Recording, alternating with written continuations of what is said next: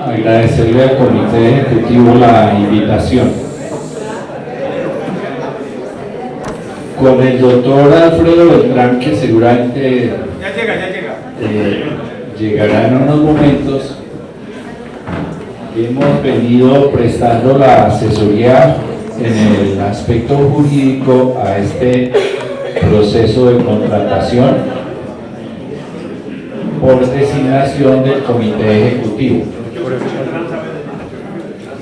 Lo primero que hay que aclarar es que hasta la fecha la contratación venía haciéndose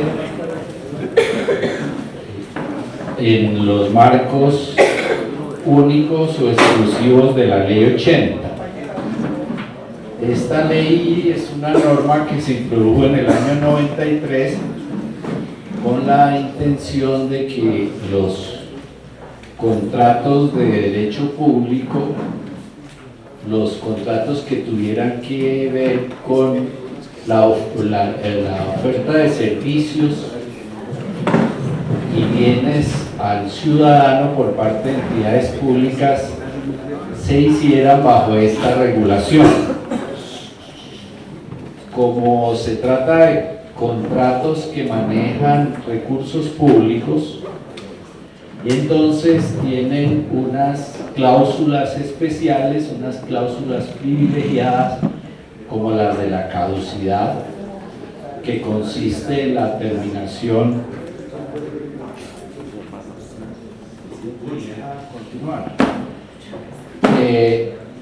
como la terminación por incumplimiento del contrato hecha de manera unilateral, las sanciones, eso es típico y propio de la Ley 80, sanciones unilaterales que impone la administración, y una cláusula muy importante que tiene que ver con lo que se llama de equilibrio financiero o equilibrio económico, que más o menos lo que pretende es que si llega a ocurrir por causas explícitas que la ley menciona desequilibrio en el contrato, entonces el contratista está en posibilidad de pedir el resarcimiento o el restablecimiento de su derecho en términos económicos. Hoy esta ley ya ha sido reformada y hoy cursa en el Congreso otra reforma, porque el Consejo de Estado y la exposición de motivos mismos de la Ley 80 concluyen que ese modelo de contratación ya se agotó, que termina siendo completamente desequilibrado e injusto con las finanzas públicas, que el contratista descargue en las entidades públicas esos temas como el desequilibrio financiero. La lectura que se puede hacer en blanco y negro, porque el objeto de mi intervención no es explicar la Ley 80, sino explicar cómo se modificó el modelo, pero la lectura en blanco y negro que hoy se puede hacer es que nos quedamos con lo peor de la Ley 80 y los contratistas se quedaron con lo mejor de ella. Quiero decir, la ley establece, porque sigue vigente con sus reformas, una serie de procedimientos para una selección objetiva, y en contratación pública el 85% hoy de la selección es a dedo, denunciado por el ministro del ramo. Pero sí quedamos con las cargas en favor del contratista, como esta del desequilibrio financiero.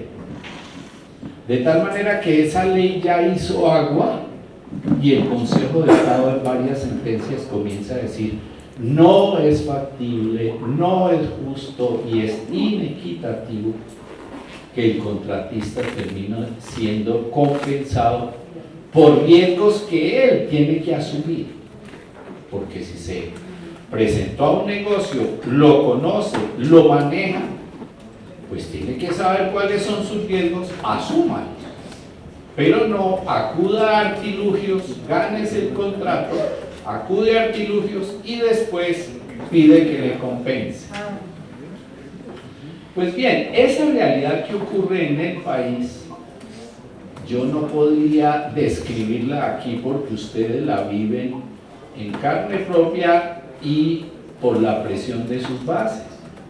Es el mal servicio de la salud.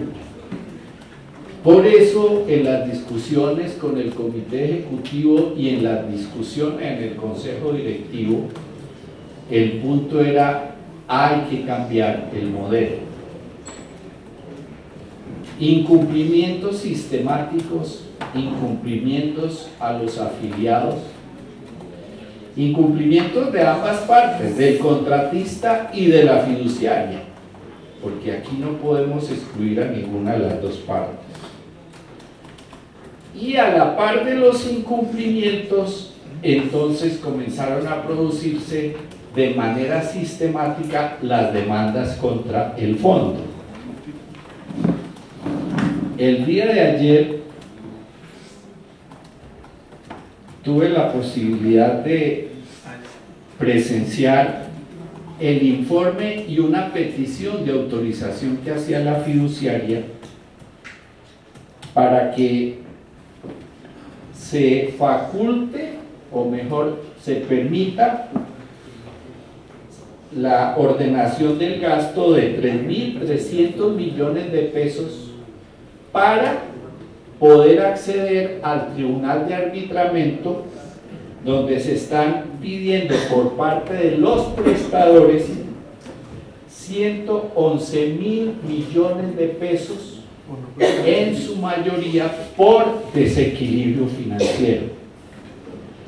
111.000 millones de pesos. El solo contratista de Antioquia aspira a que le reembolsen 80.000 millones de pesos porque está diciendo que en el contrato hubo desequilibrio financiero. En diciembre del año pasado, el Consejo de Estado condenó al Fondo de Prestaciones del Magisterio a un pago de 35.000 millones de pesos por violaciones, según ellos, en los procedimientos, porque es que ese es otro problema de la Ley 80, que tiene una serie de procedimientos muy rígidos, y si alguno de ellos se llega a vulnerar, hay un proceso en ciernes. Estas sumas cuantiosas, a mí me informaron que no es solo este monto, son 250.000 millones de pesos a los que está sujeto hoy el fondo de prestaciones por demandas. De llegarse a producir esto, pues significa dinero del fondo, dinero de ustedes, es decir, los maestros se están quedando con la peor parte del negocio, con el mal servicio, y los contratistas con cuantiosos recursos sin haber prestado el servicio. Luego, era obvio que a eso tuviéramos que buscarle, desde el punto de vista jurídico, una alternativa. ¿Qué hacer? Entonces, era necesario plantear una alternativa donde se privilegiara la prestación eficaz y oportuna del servicio, y a contrario sensu de no presentarse esta, que hubiera consecuencias jurídicas inmediatas. Aquí quiero hacer una aclaración: en el modelo que se planteó y se aprobó no hay sanciones, porque las sanciones son una categoría propia de la Ley 80. Aquí lo que hay son consecuencias del incumplimiento, y vamos a hablar ahora al final de cómo es que son esas consecuencias. Insisto, no se puede llamar sanciones porque eso es del régimen de la Ley 80. Eso no quiere decir que no haya consecuencias jurídicas en el incumplimiento del contrato.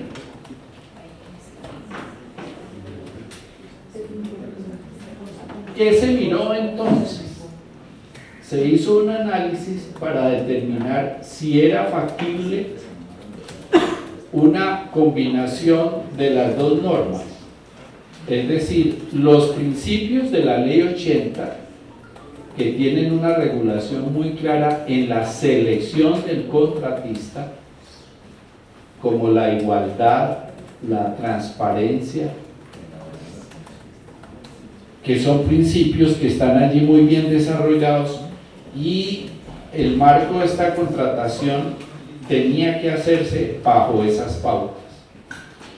Y el desarrollo mismo del contrato se hiciera bajo los parámetros del Código Civil y del Código de Comercio.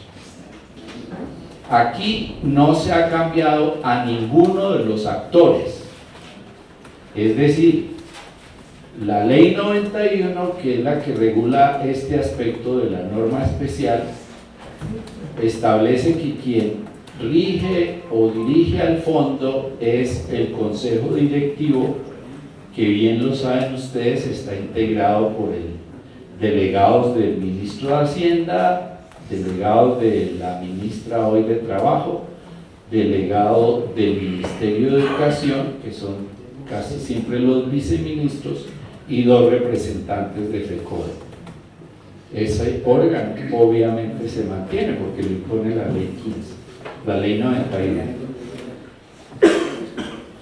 Se mantiene obviamente el Fondo de Prestaciones Sociales, se mantiene la fiduciaria, la previsora, que es una sociedad de economía mixta y conforme a la normatividad vigente, es decir, a la Ley 1150, artículo 13, este organismo, este ente puede contratar bajo la regulación de las normas del Código Civil y del Código de Comercio. Y de otro lado están los contratistas, que serán contratistas privados, particulares, empresas, como lo han sido durante 20 y tantos años, quienes han estado ahí. Obviamente se aspira a que lleguen a otras entidades conforme se ha venido explicando. Conforme a esas normas, entonces se produjo el acuerdo número 03 del 22 de febrero de 2016. Este acuerdo es el acuerdo marco en el que se produjo la contratación. Lo primero que se dijo es que obviamente se mantiene, se respeta el régimen excepcional del que gozan los educadores y beneficiarios del fondo. Lo segundo que se precisa es que se hace dentro del marco de la Ley 91 del 89. Lo tercero es que deben quedar explícitas las consecuencias o sanciones en caso de incumplimiento para los contratistas, y que el objeto mismo del contrato es la eficiente y oportuna prestación del servicio de la salud. Se otorgan unos plazos para que la fiduciaria diseñe los modelos, modelo de contratación, modelo de selección del contratista, modelo de interventor, es decir, todos los que tienen que,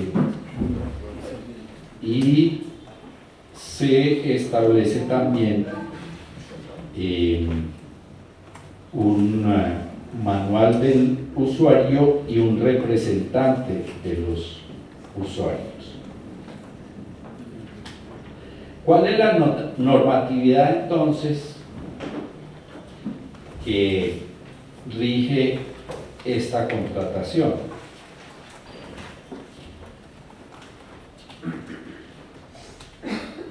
Como ya lo mencioné, obviamente tiene que ser la Constitución Política de Colombia, en tanto allí se desarrolla el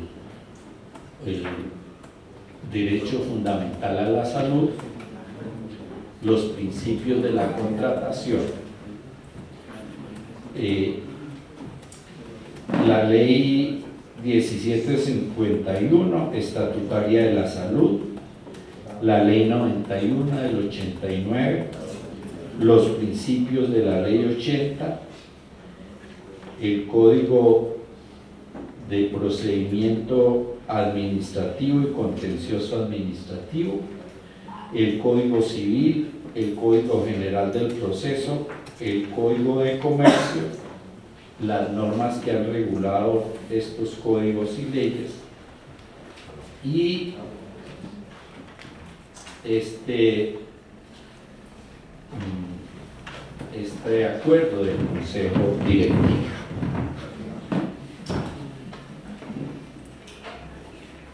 ¿Qué se pretendía entonces? Que se hiciera en lo jurídico un manual muy ágil y en el cumplimiento del contrato que hubiera consecuencias de manera inmediata en caso de incumplimiento.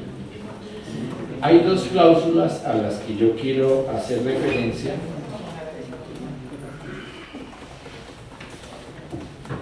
Y voy a leerlas que ya fueron mencionadas aquí. Se llama procedimiento extraordinario para garantizar el objeto del contrato.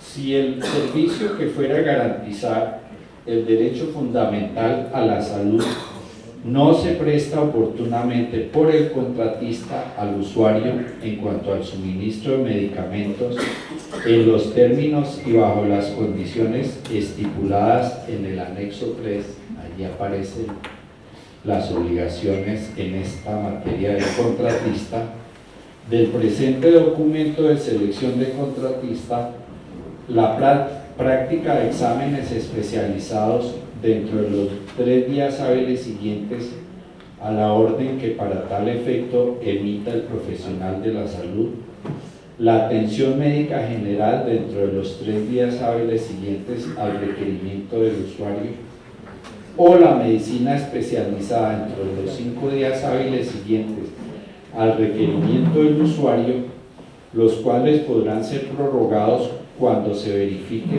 déficit de especialista en la región, que se requiera con red propia o con red alterna con el fin de dar cumplimiento al objeto del contrato, la sociedad fiduprevisora administradora de los recursos y vocera de la cuenta especial de la Nación, Fondo Nacional de Prestaciones del Magisterio, autorizará la prestación del servicio de salud no prestado a una entidad de salud previamente determinada por la sociedad fiduprevisora S.A., administradora de los recursos y vocera de la cuenta especial de la Nación, Fondo Nacional de Prestaciones Sociales del Magisterio.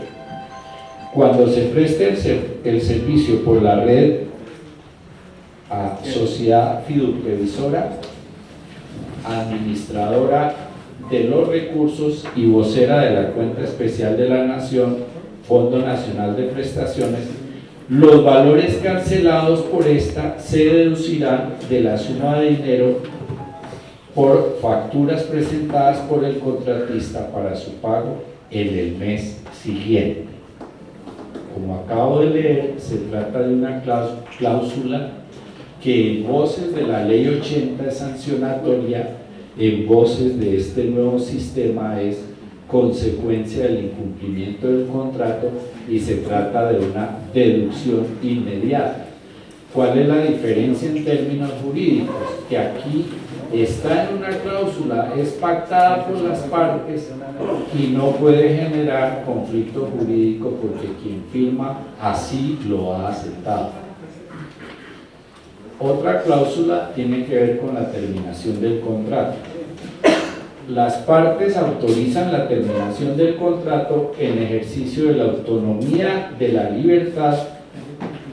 Se conviene por las partes que recíprocamente se autorice decidir la terminación del contrato cuando se configura una de las siguientes causas.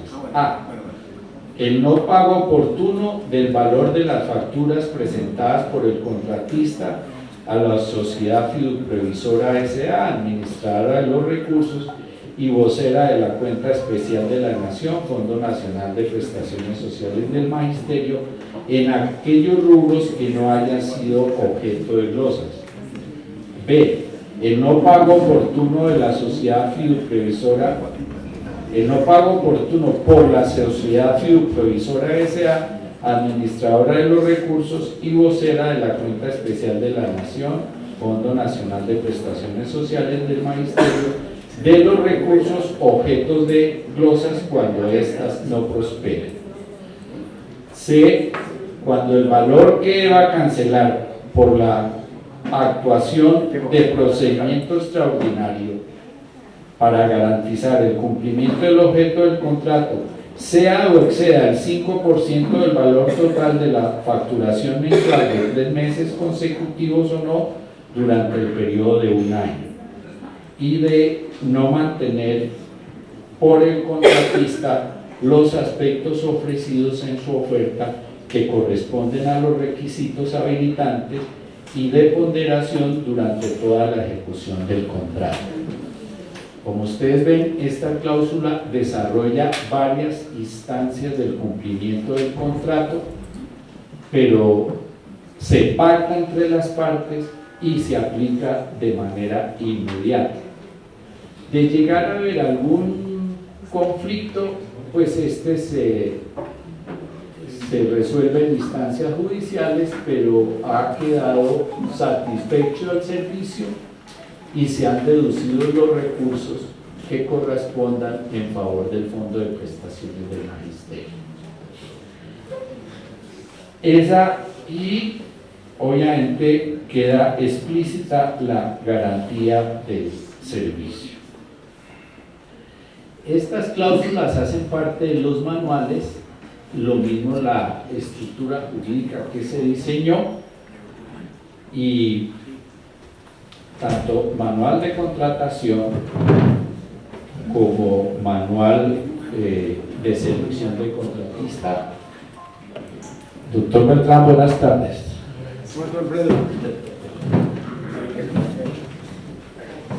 Habría que hacer una alusión última al tema del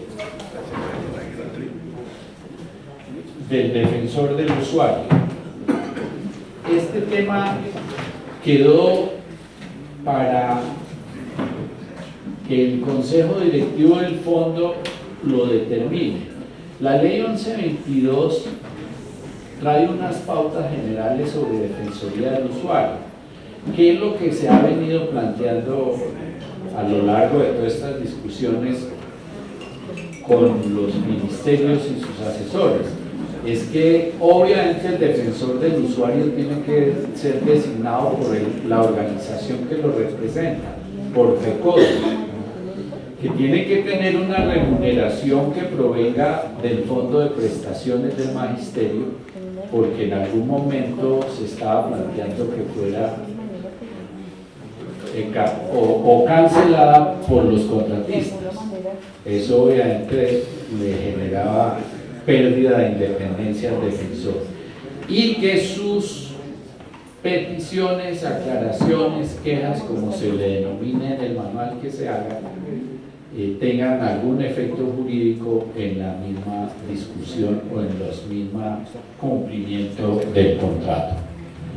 Eso era en general lo que yo quería plantear, pero me parece que debe intervenir el doctor.